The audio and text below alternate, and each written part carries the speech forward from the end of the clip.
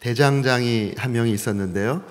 그가 사는 마을에 어느 농장 주인이 하루는 찾아와서 말발굽 편자 하나를 건네주면서 이것과 똑같은 사이즈의 말발굽 편자 100개를 만들어 달라는 주문을 하고 갔습니다.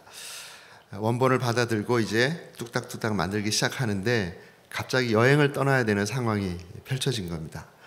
그래서 자기가 키우고 있던 제자에게 내가 없는 동안에 이 말발굽 편자 100개를 이 원본을 가지고 잘 만들어 놓으라고 주문을 하고 여행을 떠났습니다.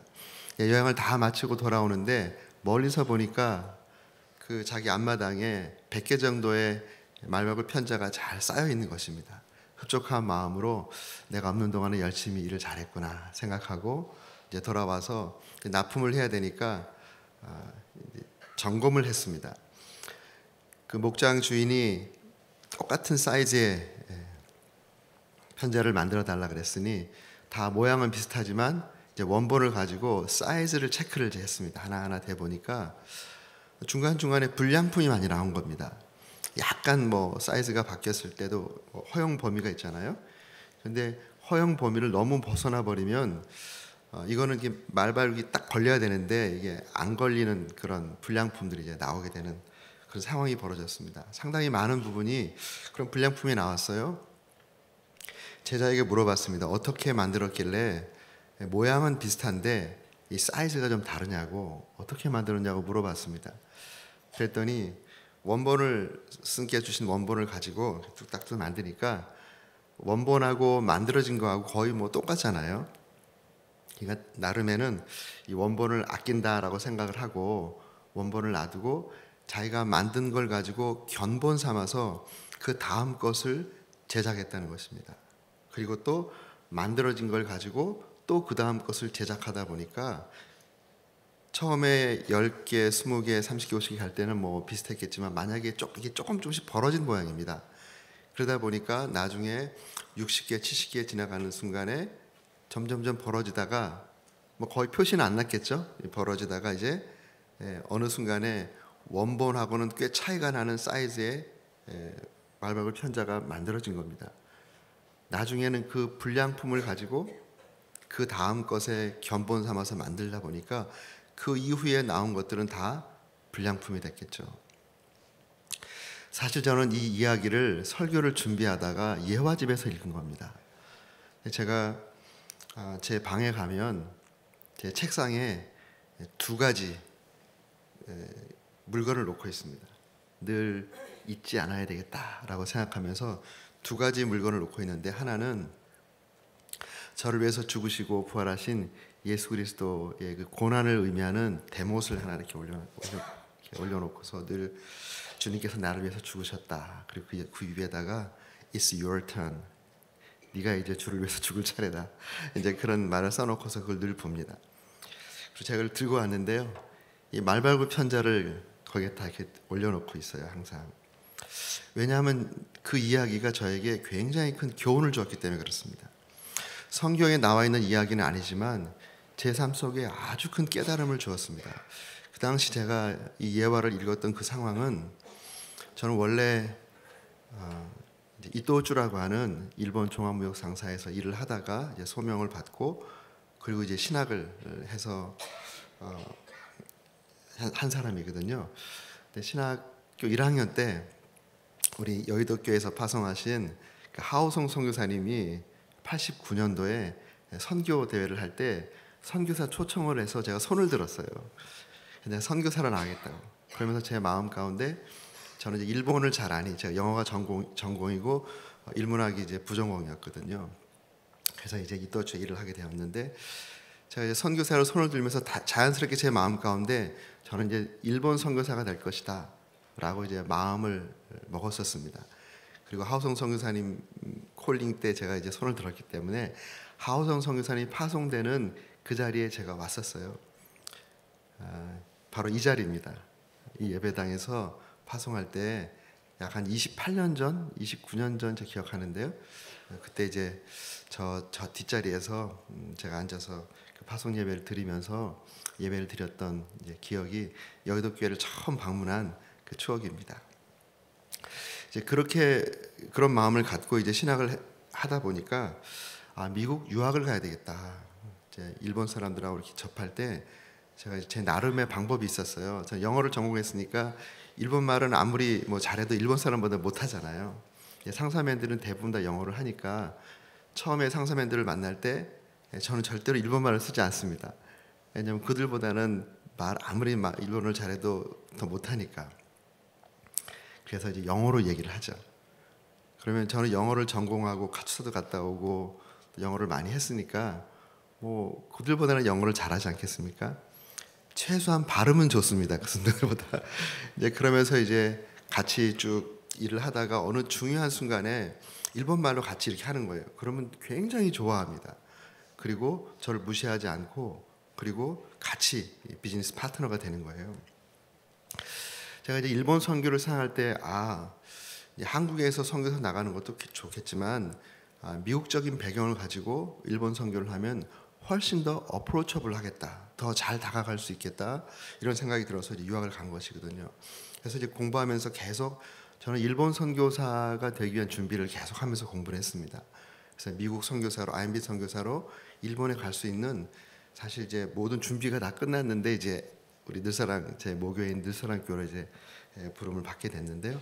어쨌든 그 과정 가운데 제가 공부를 하면서 갑자기 목회를 하게 됐어요.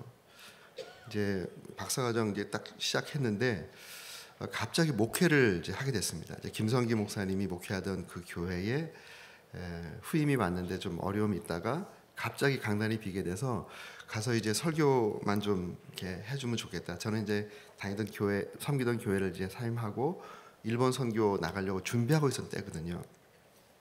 근데 갑자기 이제 그 설교만 좀 해주라고 해서 가서 설교를 하는데 뭐 또 그런 과정을 거쳐서 갑자기 그 교회 담임 목사가 돼버렸어요. 일본에서 이렇게 초청하기로 했던 그 교회하고는 좀 이렇게 이야기가 잘 안 됐고, 그리고 그 교회에서 저를 담임 목사로 이제 초빙을 하게 돼서 갑자기 선교사로 계속 준비하던 사람이 갑자기 담임 목회를 하게 된 겁니다. 이제 한국 나이로 33살, 미국 나이로 32살에 이제 갑자기 담임 목회를 하게 됐는데, 부목사로 전도사로 섬길 때는 담임 목사님 앞에서 열심히 이제 일하시면 순종하고 따라가면 되잖아요. 근데 담임 목사가 되니까 이 모든 게 다른 겁니다. 제일 힘든 것이 왜 이렇게 주일이 빨리 오는지 모르겠어요. 주일날 설교하고 할렐루야 그러고 좀 쉬다가 정신 차려보면 금요일이에요. 그럼 또 주일날 설교 또 준비하느라고 막 그냥 굉장히 힘들더라고요. 사실은 제 전공이 설교학입니다. 설교학 박사학위 과정을 하고 있으면서도 그렇게 힘들었어요. 그리고 또 한 가지는 이제 공동체를 책임지는 그런 담임 목사가 되었으니 우리 공동체를 향한 주님의 뜻을 잘 분별하고 우리 성도님들과 함께 주님께서 원하시는 방향으로 교회를 인도를 해야 되잖아요. 그런 부분에서 이제 준비가 안 된 채로 갑자기 이제 목회를 하다 보니까 굉장히 허둥지둥하는 그런 시간이었습니다. 그러는 과정 가운데 이제 설교 잘하시는 목사님들 설교집을 계속 보고 설교 듣고 또 막 나도 저렇게 설교하면 좋겠다 이런 생각들을 막 갖게 되잖아요. 그리고 잘 이렇게 목회가 잘 되고 있는 교회들을 막 이제 바라보는 겁니다. 가서 공부도 하고 또 그 당시 한참 미국에서 유명했던 게 그 윌로우 크릭 컨퍼런스라든지 세르베 컨퍼런스 굉장히 많이 했어요. 이제 그런 것들 막 찾아다니면서 열심히 공부하고 사실 오클라호마에 30명 정도의 유학생들하고 이제 목회를 시작했는데요. 오클라호마 시골에 30명 유학생 목회 교회하고 캘리포니아의 그 자유분방한 미국 주류 사회의 세르백 교회 그 교회하고는 완전히 체질이 다른데 그 교회를 공부하면서 그 교회에 있는 것을 우리 교회에 심으려고 하니까 이게 안 맞잖아요. 그래서 굉장히 이제 혼란스러운 그런 시기를 겪고 있을 때 이 이야기를 본 겁니다. 제가 이 이야기를 이렇게 읽으면서 제 무릎을 탁 쳤어요. 지금 네가 어디를 바라보고 있느냐, 무엇을 보고 있느냐, 무엇을 견본 삼고 원본 삼고 있느냐, 이거에 대해서 큰 깨달음을 줬습니다. 사실 설교자로서 우리가 원본 삼아야 할 분이 누구시죠? 예수님이잖아요. 예수님. 우리가 그리스도인으로서 이 땅을 살아갈 때 우리 주변에 훌륭한 그리스도인들이 많이 있지만 우리가 누구를 내 삶의 원본 삼아야 되죠? 예수님이잖아요. 그런데 예수님은 그냥 성경 속에 있는 인물로 그냥 놔두고, 그냥 고백하는 신앙의 대상으로 놔두고, 내가 정작 바라보고 있는 사람들은 목회 잘하시는 목사님들, 설교 잘하시는 목사님들을 바라보고 있더라고요. 그러면서 제가 큰 깨달음을 얻었어요. 그분들이 다 훌륭하고 훌륭한 점이 있지만 제가 그 사람이 될 필요는 없다는 것이에요. 저는 저고 그분은 그분이고, 하나님은 그분을 부르셨을 때 그분의 달란트와 또 그분을 통해서 하고 싶어 하시는 일이 있고, 또 저를 부르셨을 때는 저의 달란트와 또 저를 통해서 하고 싶어 하시는 일이 있는데, 다른 사람을 바라보고 그 사람처럼 되고자 하는 그 방향이 틀렸다라는 것을 저에게 깨우쳐 주었습니다. 그래서 그때부터 예수님을 더 연구하기 시작했어요.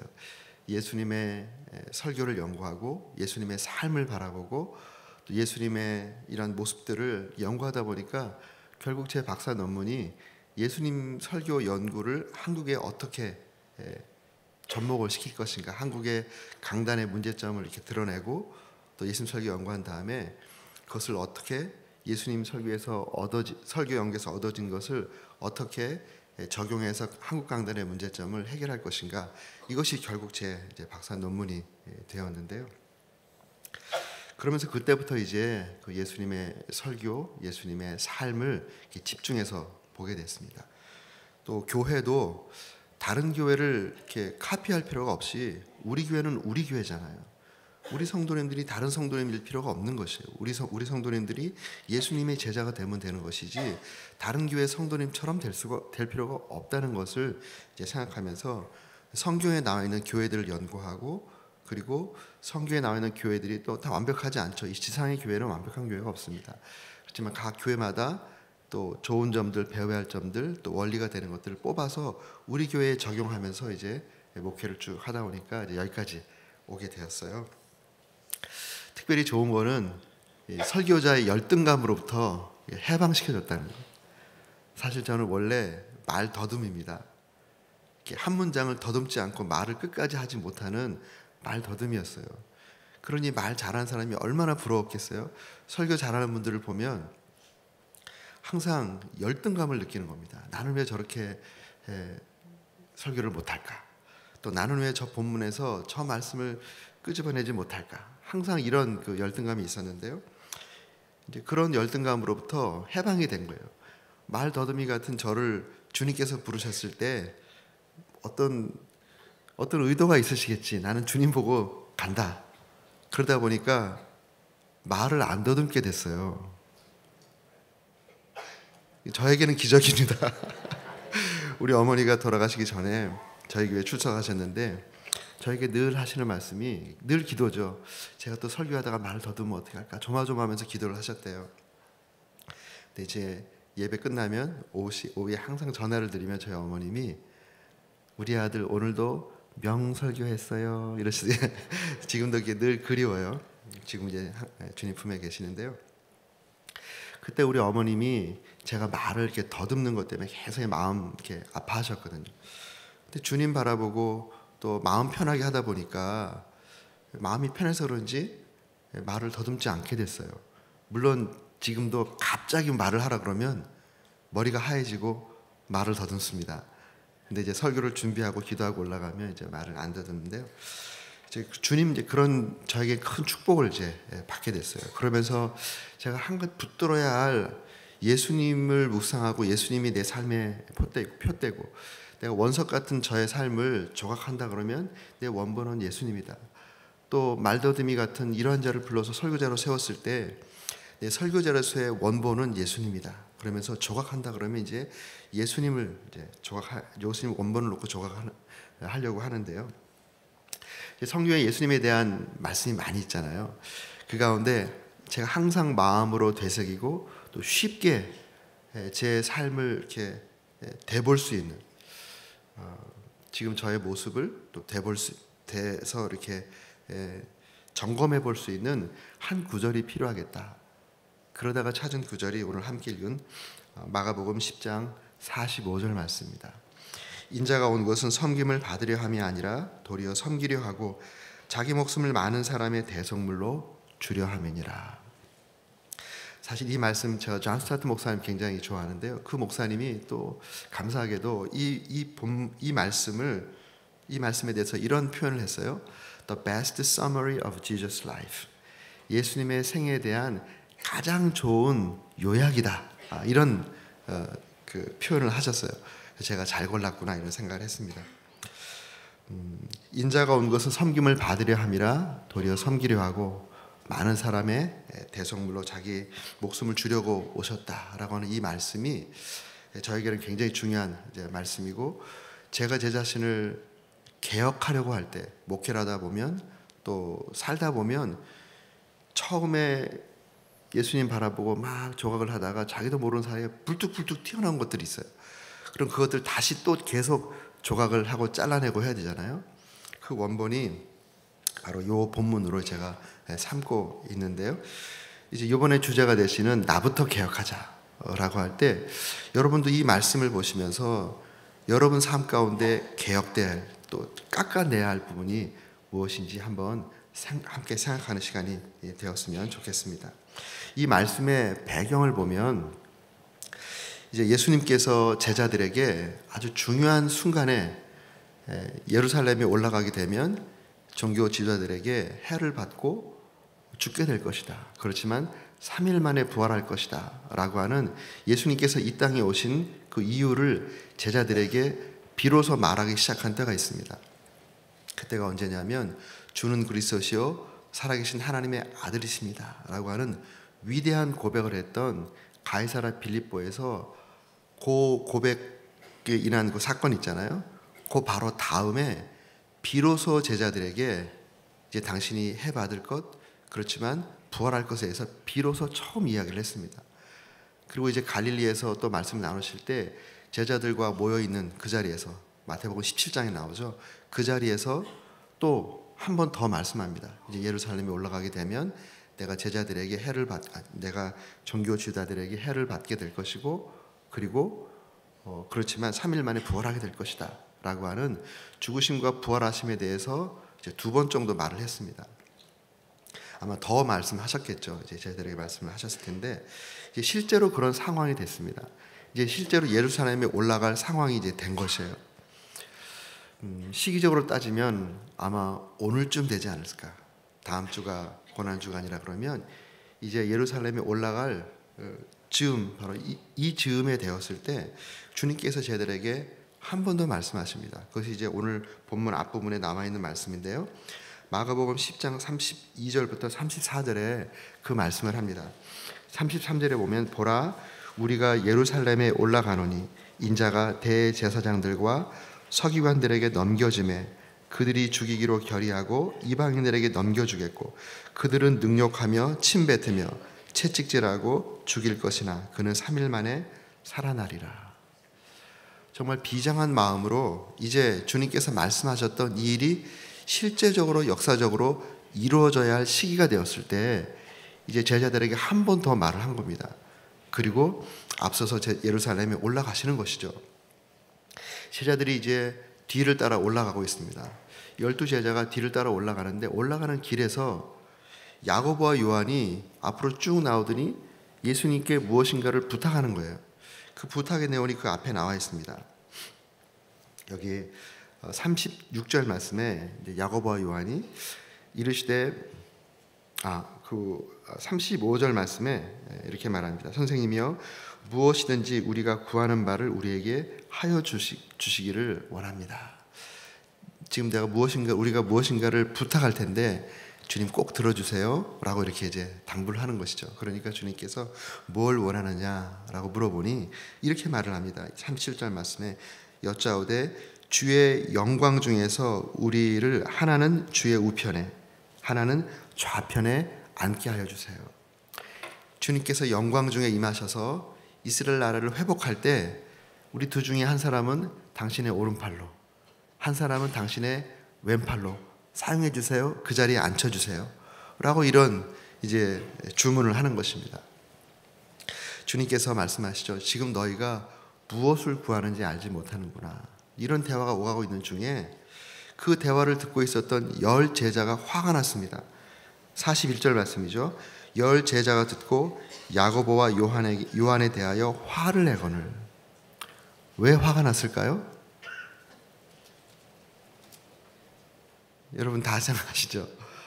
저 자리는 내가 찜해놓은 자리인데 저 친구 두 사람이 먼저 가서 주님께 저거를 요청하는구나.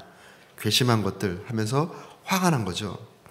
이러한 상황 가운데 주님께서 제자들에게 말씀하시기를 이렇게 이제 말씀하셨습니다. 42절 말씀에 예수께서 불러다가 이르시되 이방인들의 집권자들이 그들을 임의로 주관하고 그 고관들이 그들에게 권세를 부리는 줄을 너희가 알거니와 너희 중에는 그렇지 않을지니 너희 중에 누구든지 크고자 하는 자는 너희를 섬기는 자가 되고 너희 중에 누구든지 으뜸이 되고자 하는 자는 모든 사람의 종이 되어야 하느니라. 종의 도를 가르칩니다. 우리가 세상에서 경험하고 있는 바 집권했다라고 하는 것은 권력을 잡았다는 것이잖아요.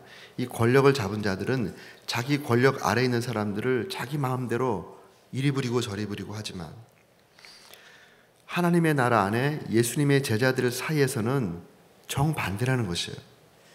이리 부리고 저리 부리고 하는 사람들은 꼴찌라는 것입니다. 누가 으뜸인가? 섬기는 사람. 섬기는 자가 으뜸이다. 또 누가 큰 자인가? 섬기는 자가 큰 자다는 것입니다. 그러면서 종의 도를 말씀하시면서 그 종의 도를 제자들에게 말씀하시며 그 예화로 든 것이 당신 자신의 삶입니다. 예수님의 말씀이 파워가 있는 것은 가르침으로 끝나지 않았어요. 예수님은 당신의 가르침을 다른 곳에서부터 예화로 굳이 가져올 필요가 없었어요. 왜냐하면 당신의 가르침의 그 말씀을 당신의 몸으로 성육신해버렸기 때문에. 바로 이 모습이 그런 모습입니다. 이 종의 도를 가르치시면서 인자가 이 땅에 온 것은 섬김을 받으려 온 것이 아니라 도리어 섬기려 왔다. 목숨을 얻은 것은 목숨을 주기 위해서 왔다. 이러한 말씀을 하시는 것입니다. 우리 주님께서 이 땅에 오실 때 우리가 이 땅 가운데 섬김을 받아야 할 사람이 있다면 예수님 한 분이라고 생각해요. 그분이야말로 섬김을 받아야 할 분이시죠. 하늘의 모든 영광을 다 비워내시고 육신을 입고 이 땅에 내려오셨으니 얼마나 감사한 존재이십니까? 어떤 분이 이런 표현을 했더라고요. Dirty God, Dirty God. 더러우신 하나님이라는 책을 제목이 있어요. Dirty God. 이게 무슨 말인가 눈이 번쩍 뜨이잖아요. Divine God, 거룩하신 하나님이 Dirty God이라니. 근데 무엇을 이야기하기 위해서 그런 책을 썼냐면 이 거룩하신 하나님이 육신을 입고 이 땅에 내려온 것은 사람이 환생을 한다 그러면 돼지가 돼서 돼지 우리 속으로 들어가는 것 똑같다. 거룩하신 하나님이 육신을 입고 이 땅에 오신 것은 자기 자신을 더럽힌 것이라는 거죠. 그렇게 하기 위해서, 그렇게 하신 것은 저와 여러분을 사랑해서 구원하기 위해서 그 더럽게 되신 것이잖아요. 그러한 분이야말로 섬김을 받으셔야 할 분이죠. 그렇지만 우리 주님은 섬김을 받으려고 오지 않았다. 도리어 섬기려고 왔다라고 이렇게 말씀해 주셨습니다. 그리고 제자들에게 그 섬김의 종으로 이 땅을 살라고 말씀하셨어요. 주님께서 가르친 많은 말씀 가운데 내가 본을 보였다. 이 본을 보였다. 주님께서 직접 하신 말씀 가운데 내가 본을 보였다라고 하는 것은 딱 한 가지밖에 없어요. 물론 이제 베드로가 주님께서 고난당하신 그 고난의 삶의 본을 보였다고 베드로가 본이라는 말을 쓰긴 했지만 예수님의 입술로 직접 내가 본을 보였다라는 것은 딱 한 사건밖에 없습니다. 언제 그랬나요? 예루살렘에 올라가셔서 유월절 식사를 하실 때 그 식사를 마치시고 수건을 두르시고 그들의 발을 씻기시면서 하신 말씀이에요. 내가 스승된 자로 너희들의 발을 씻겼으니 너희도 서로 발을 씻기라. 너희가 그런 삶을 살기 위해서 내가 본을 보여노라. 주님께서 본을 보이시고 또 당부하신 삶은 종된 삶입니다. 종으로 사는 거예요. 요즘 시대에 종으로 산다, 맞지 않죠? 우리가 자녀들에게 너희는 사람을 섬기는 종으로 살아라 이렇게 가르치지 않잖아요. 시대 정신하고도 맞지 않아요. 세상 사람들의 가르침하고도 맞지 않습니다. 또 우리도 뭔가 권력을 잡고 뭐 영향력을 행사하고 뭐 리더십 얘기 얼마나 많이 합니까? 교회에서 리더십이 중요하다. 근데 리더십보다 더 중요한 것이 servanthood입니다. servanthood. 종된 것부터 가르쳐야지 그 다음에 참된 종이 리더십을 획득하는 거예요. 자기가 주장하는 것이 아니라 리더십은 다른 사람이 부여해 주는 것입니다. 어떻게 부여를 받습니까? 섬길 때 부여를 받는 것이에요. 내가 리더니까 리더십을 이렇게 행사하겠다. 그러니 따라와라. 이거는 성경적인 모델이 아닙니다. 주님께서 우리에게 본을 보여주신 모델이 아니라는 것이죠. 이런 부분에서 이 아침에 저와 여러분이 내가 정말 종으로서의 나의 아이덴티티를, 나의 정체성을 삼고 내가 정말 종되기를 즐겨했는가, 다른 사람을 섬기기를 즐겨했는가, 아니면은 내 영향력을 행사하기를 즐겨했는가, 이거 한번 주님 앞에서 따져봐야 할 일입니다. 우리가 우리 자신들을 예수의 제자로 개혁하기를 원하고 정말 주님의 살았던 그 삶을 살기를 진심으로 원한다면 우리는 나는 종이다 라는 그러한 마음의 다짐을 갖고 끊임없이 주인 되려고 하고 끊임없이 앞서려고 하고 끊임없이 섬김 받으려고 하는 내 마음의 소리, 마음의 육신의 정욕을 내려놓고 깎고 도리어 섬기려고 애쓰는 여러분 모두가 되시기를 주의 이름으로 축원합니다. 우리 옆에 분들에게 잊지 않기 위해서 한번 다짐하는 마음으로, 종은 사실 상대적이거든요. 옆에 분들에게 한번 말씀하시죠. 나는 당신의 종입니다. 마음껏 부려주세요. 한번 말씀하시기 바랍니다. 네. 여러분 모두는 교회의 종입니다. 교회의 주인이 예수 그리스도고 예수 그리스도를 왕으로 주인으로 모신다는 것은 우리는 교회의 종으로 살겠다, 이런 마음입니다. 우리 주님께서 종의 그 모습을 가르쳐 주신 것이 있는데요. 우리 예수님에 대한 그런 말씀을 할 때 그 빌립보서 2장에 보면 이런 말씀이 있지 않습니까? 오히려 자기를 비워 종의 형체를 가지사 사람들과 같이 되셨고 사람의 모양으로 나타나사 자기를 낮추시고 죽기까지 복종하셨으니 십자가에 죽으심이라. 이 말씀 우리가 잘 알고 있는 말씀입니다.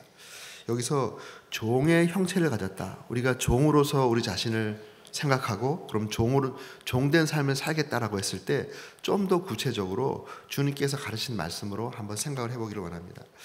여기서 종의 형체를 가졌다라는 것을 영어 NIV 버전에 어떻게 번역을 했냐면 He made himself nothing.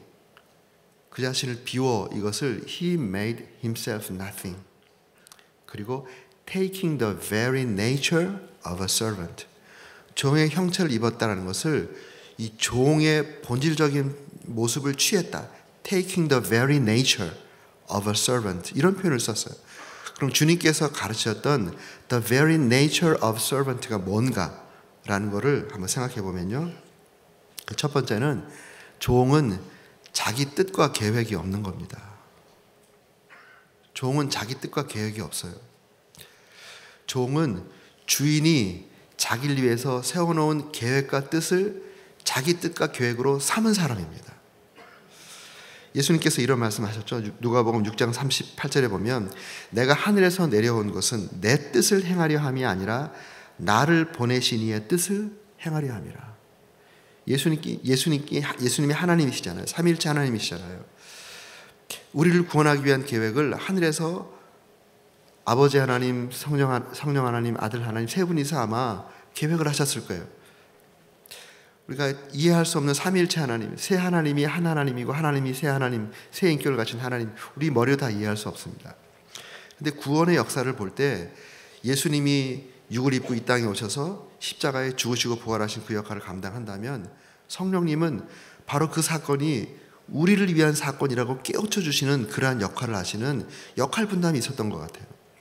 예수님이, 하나님이 이런 모든 것들을 또 계획하셨다면 서로 이런 역할 분담이 있지 않았을까, 이런 생각이 드는데요. 육을 입고 이 땅에 내려오셔서 종의 형체를 취하셨을 때는 자기 뜻이 없다라고 말씀하시는, 자기 뜻이 중요하지 않다라고 말씀하시는, 나를 보내신 이의 뜻, 아버지의 뜻, 아버지 하나님의 뜻, 그 뜻을 행하는 것이다, 이런 말씀을 하고 있습니다. 이것이 종된 종의 본질적인 모습의 첫 번째입니다. 우리가 주님의 제자로 이 땅을 살 때 우리가 주님을 위해서 우리 스스로 너무 많은 계획을 세워요. 우리가 주님을 위한 삶도 굉장히 중요하지만 그것보다 더 중요한 삶은 주님과 함께 사는 삶입니다. 주님을 위해서 내가 계획해서 많은 일을 하는 것도 주님께서 싫어하진 않으시겠지만 더 중요한 거는 내가 너로 하여금 하기를 원하는 바로 그 일을 하면 좋겠다. 네가 나를 위해서 이것도 하고 저것도 하고 다 좋은 일이지만 나는 네가 이걸 하기를 원해 라고 주님께서 우리에게 말씀하실 수 있다는 것이죠. 그래서 우리 그리스도의 삶 가운데 우리가 주님의 제자로 예수님을 왕 삼고 또 종으로 살기를 정말 원한다면 주님, 나를 향하신 주님의 뜻이 무엇입니까? 내 인생을 향하신 주님의 계획이 무엇입니까? 우리가 자녀들이 정말 주님의 제자로 살기를 원한다면 주님, 우리 자녀를 향한 주님의 뜻이 뭡니까? 우리 자녀의 미래를 향한 주님의 계획이 무엇입니까? 이거를 묻고 그것대로 양육하는 것이 믿음의 사람들의 마땅한 모습이에요. 근데 그런 부분에서 별로 기도하지 않아요. 본인이 생각해서 우리 인생 경험이 있으니까 이렇게 사는 것이 우리 자녀들이 더 편하게 살 것 같고 그렇으니까 우리가 생각하는 대로 자녀들을 양육하기를 원하는데 정말 우리 자녀도 우리의 것이 아니고 우리에게 위임한 하나님의 생명이라면 이 땅에 우리를 통해서 보내신 우리의 자녀들에게 향하신 하나님의 뜻이 무엇인가, 이것을 묻고 그 방향으로 자녀를 양육하는 것이 마땅한 그리스도인들의 부모들의 삶이라고 믿습니다. 그렇게 하시기를 주의 이름으로 축복합니다. 두 번째로 종의 특징, 종의 본질적인 모습은 자기 일이 없는 겁니다. 종은 자기 일을 하는 사람이 아니에요. 종이 열심히 일하는데 자기 일을 하는 사람이 아닙니다. 종이 자기 일을 열심히 한다면 그거는 바른 종이 아니에요. 종은 누구의 일을 하는 사람입니까? 주인의 일을 하는 사람이에요. 주인이 시키는 일을 자기 일처럼 열심히 하는 사람이 좋은 종입니다. 칭찬받을 종이에요. 그런 의미에서 우리 그리스도인들에게는 내가 해야 할 일이 없는 겁니다. 내 일이 없는 거예요. 내가 하는 일은 다 주님께서 시켜서 하는 일이에요. 여러분, 그렇게 생각할 수 있기를 주의 이름으로 축복합니다. 우리 교회에서 열심히 일을 했기 때문에 이러한 아름다운 교회가 이루어지는 겁니다. 담임 목사님은 담임 목사님의 역할을 감당하시고 또 목사님 감당하시고 우리 장로님들 또 우리 권사님들, 집사님들 다 자기 역할을 감당하시기 때문에 이러한 아름다운 교회가 이루어지는데요. 교회가 가끔 가다가 분란이 생길 때가 있어요.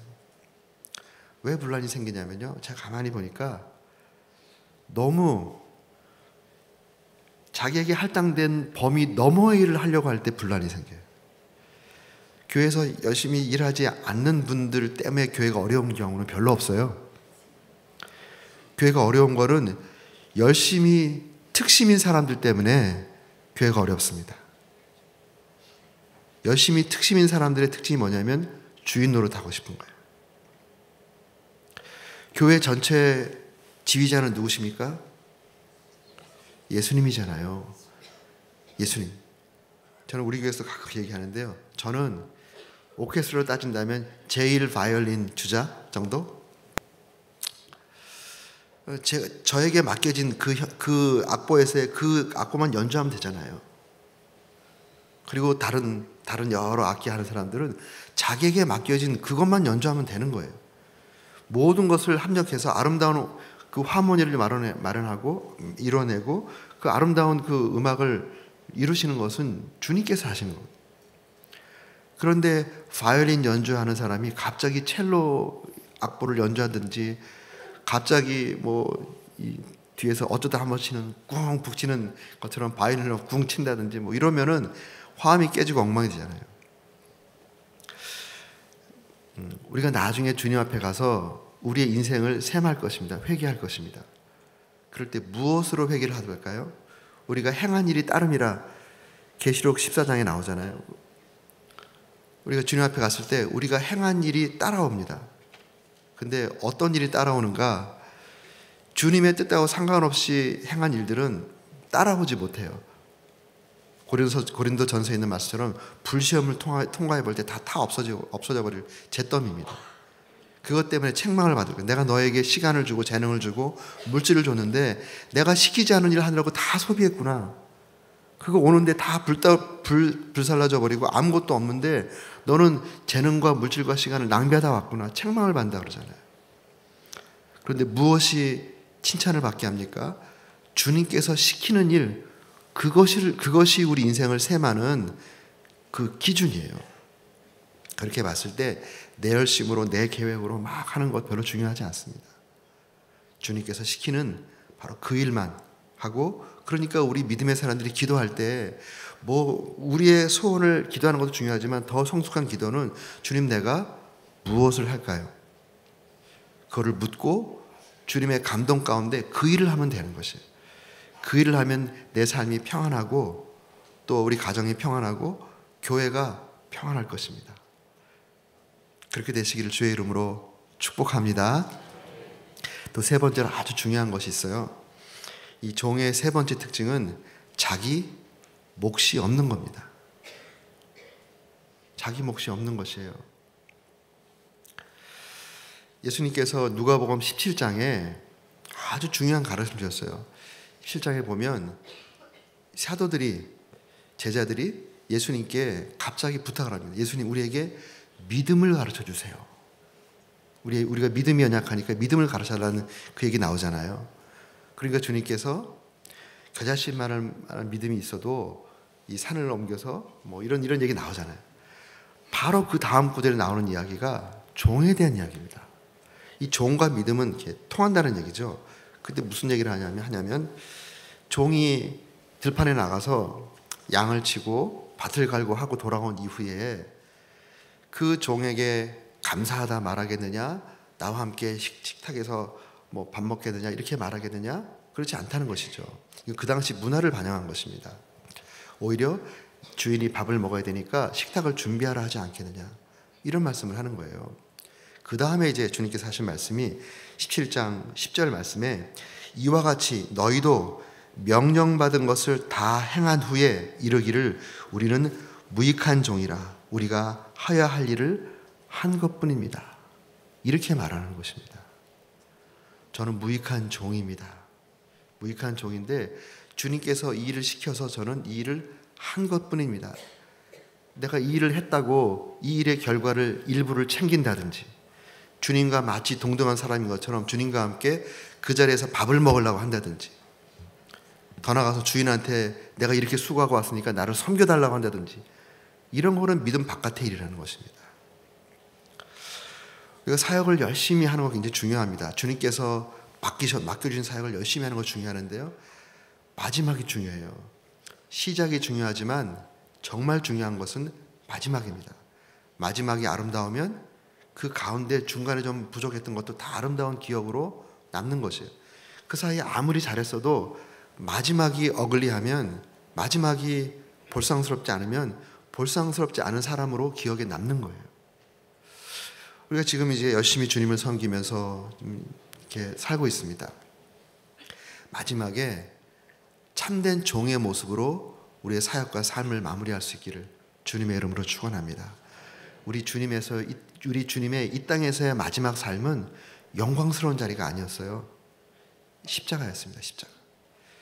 주님은 십자가 너머의 기쁨을 바라보고서 십자가를 참고 십자가 너머의 영광을 생각했지 이 땅에서 영광을 생각하지 않으셨습니다.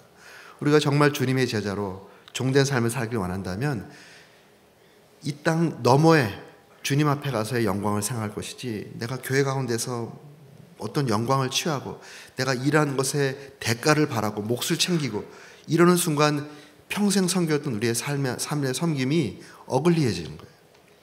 그런 일이 없기를 주의 이름으로 축원합니다. 참된 종으로 우리의 삶을 마지막에는 다 우리 주님께서 목숨을 내어놓은 것은 다 내어놓은 것입니다. 모든 것을 다 주의 나라와 영광을 위해서 다 내려놓고 홀가분하게 주님 앞에 섰을 때 큰 칭찬을 받게 될 줄로 믿습니다. 참된 종으로서 이 땅을 정말 아름답게 살아가고 또 참된 종으로 우리 자신을 낮출 때 주님께서는 우리를 높여주시는 거예요. 우리가 해야 할 일은 우리는 낮추는 일이다. 우리가 높여지면 우리가 높아지려고 하면 낮아지고 낮아지려고 하면 주님께서 높여주시는 거예요. 그 은혜를 우리 모두가 누리는 귀한 종들 다 되시기를 주의 이름으로 축원합니다. 기도하겠습니다. 존귀하신 아버지 하나님 감사합니다. 이 아침에 우리 주님께서 본을 보여주셨던 종의 삶을 함께 생각했습니다. 주님, 우리가 높아지려고 또 섬김 받으려고 하는 으뜸이 되고자 하는 우리의 육적인 생각을 날마다 성령의 은혜로 제하게 도와주시고 주님께서 보여주셨던 종된 삶의 모범을 따라 살아갈 수 있는 우리 모두가 될 수 있도록 하나님 은혜를 베풀어 주시옵소서. 예수님의 존귀하신 이름으로 기도했습니다. 아멘. 개인적으로 기도하고 돌아가시기 바랍니다.